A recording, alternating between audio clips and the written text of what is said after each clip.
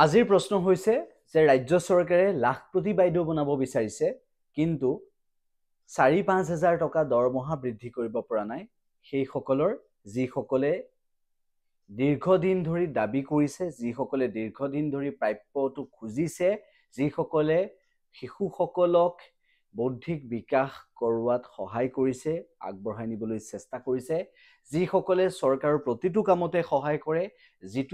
যিসকলে প্ৰতিটো কামতে আগ্ৰণুৱা এটা দায়িত্ব গ্ৰহণ কৰে সেইসকলৰ ক্ষেত্ৰত ৰাজ্য চৰকাৰ নিশ্চুপ যিখন চৰকাৰে লাখপতি বাইদেউ বনাব বিচাৰিছে সেইখন চৰকাৰে সেই কৰ্মচাৰীসকলৰ কথা চিন্তা কৰাৰ প্ৰয়োজন আছিল স্বেচ্ছাসেৱক বুলি কৈ অংগনবাড়ী কৰ্মী সহায়িকাক আশা কৰ্মীসকলক প্ৰকৃতপক্ষে কি সুচাব বিচাৰে সেই কথাটো গুৰুত্বপূৰ্ণ অংগনবাড়ী কৰ্মী সহায়িকাৰ দৰমহাটো দিব পৰা নাই বৰঞ্চ তেওঁলোকক উপযুক্ত সন্মানো দিব পৰা নাই আনহে নালাগে তেওঁলোকক দৰমহাটো দিম বুলি কোৱাৰ পিছত নিদিয়াকৈ থকাটো চৰকাৰখনৰ যিটো চৰিত্ৰ উদঙাই দিছে বৰ্তমান সময়ত সেয়া অত্যন্ত দুৰ্ভাগ্যজনক নিৰ্বাচনৰ অধিসূচনা জাৰি হ'ল এই অধিসূচনা জাৰি হোৱাৰ পিছত কামকাজ এতিয়া নকৰিব মানি ললো কিন্তু তাৰ পিছত এটা কথা স্পষ্ট যে নিৰ্বাচনৰ সময়ত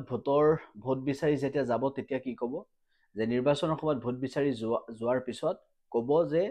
আমি পৰৱৰ্তী সময়ত প্ৰধানমন্ত্ৰী নৰেন্দ্ৰ মোদীৰ নেতৃত্বত বা দেশত বা জাৰি নেতৃত্বত নহওক যেতিয়া আকৌ চৰকাৰ হ'ব সেই চৰকাৰে কেনেদৰে সমস্যা সমাধান কৰিব আৰু অংগনবাড়ী কৰ্মী সহায়িকাৰ দৰমহা বৃদ্ধি কৰিব এনেদৰে গৈ তোপ দিব এতিয়া আপোনাৰ অঞ্চলত নিৰ্বাচনী সভা হৈছে নে নাই যদি হৈছে আপুনি যদি নিৰ্বাচনী সভালৈ গৈছে তেনেহলে তেনেকুৱা কথা শুনিবলৈ পাব এজন নহয় এজন নেতাৰ মুখত তেনেকুৱা কথা শুনিবলৈ পাব শাসনাধিষ্ঠিত দলটোৰ কথাই কৈছো যেটো শাসনত থকা আছে দল এই শাসনাধিষ্ঠিত দলটোৰ কথাই আমি কৈছো যে সেই দলটোৰ পৰা তেনেকুৱা কথা শুনিবলৈ পাব লাখপতি বাইদেউ শব্দটো আপোনালোকে শুনিছে যিসকল অংগনবাড়ী কৰ্মী সহায়িকাই দিনৰ পিছত দিন মাহৰ পিছত মাহ ধৰি কষ্ট কৰি গৈছে আৰু খুব কম এটা ন্যূনতম এটা তেওঁলোকক ন্যূনতম এটা অৰিহণা আগবঢ়াইছে কিন্তু তাৰ পিছতো সেই গুৰুত্ব যিখিনি দিব লাগিছিল সেইখিনি দিয়া নাই তাৰ পিছত লাখপতি বাইদেউৰ প্ৰসংগ আনি হিতাধিকাৰী সৃষ্টি কৰি এনেকুৱা কিছুমান নিয়ম প্ৰৱৰ্তন কৰিবলৈ চেষ্টা কৰিছে যাৰ জৰিয়তে ভোট লাভ হয় ভোটৰ অংকত ব্যস্ত থকাৰ সময়ত যেতিয়া আমাৰ এই শিশুসকলক প্ৰাথমিক অৱস্থাতে শিশুসকলক প্ৰথম বৌদ্ধিক সেই যাত্ৰাত শিশুসকলৰ মানসিক পৰিৱৰ্তন কৰোঁতে শিশুসকলৰ সেই যিটো বুনিয়াদ গঢ়োতে অংগনবাড়ী কৰ্মী সহায়িকাৰ ভূমিকা অংগনবাড়ী কৰ্মী সহায়িকাসকলৰ গাঁওখনৰ বা অঞ্চলটোৰ প্ৰতিটো কামতে যিটো ভূমিকা সেই ভূমিকাবোৰক নস্যাৎ কৰি ৰাজ্য চৰকাৰে যিখিনি কাম কৰিছে এতিয়ালৈকে দুৰ্ভাগ্যজনক আমি আজি এটোৱে সুধিব বিচাৰিছো যে লাখপতি বাইদেউ বনাব বিচৰা চৰকাৰখনে কিয় অংগনবাড়ী কৰ্মী সহায়িকাক ৪-৫ হাজাৰ টকা দৰমহা বঢ়াব পৰা নাই তেওঁলোকে এনেকুৱা নহয় যে ৫০ হাজাৰ টকা দৰমহা দাবী কৰিছে তেওঁলোকে বিধায়কৰ দৰে ১,৭২,০০০ টকা দৰমহা দাবী কৰা নাই তেওঁলোকে কোনোবা মন্ত্ৰীৰ দৰে বহু টকা কমিছনৰ কথা চিন্তা কৰা নাই তেওঁলোকে কোনোবা মাটি সম্পত্তিৰ কথাও চিন্তা কৰা নাই মাত্ৰ কেইটামান টকাৰ